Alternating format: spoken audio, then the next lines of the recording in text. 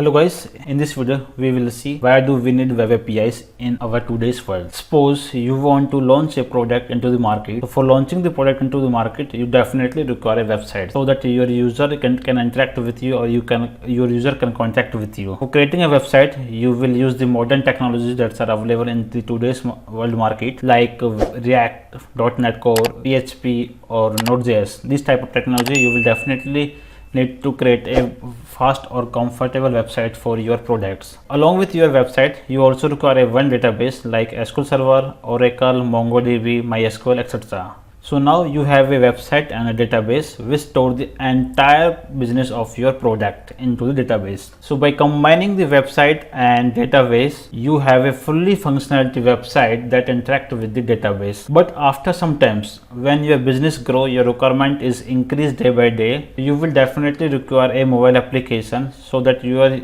customer will not face any kind of interaction or issue to contact with you or to connect with your product. So in this case, you want three type of application: iOS app, Android app and websites.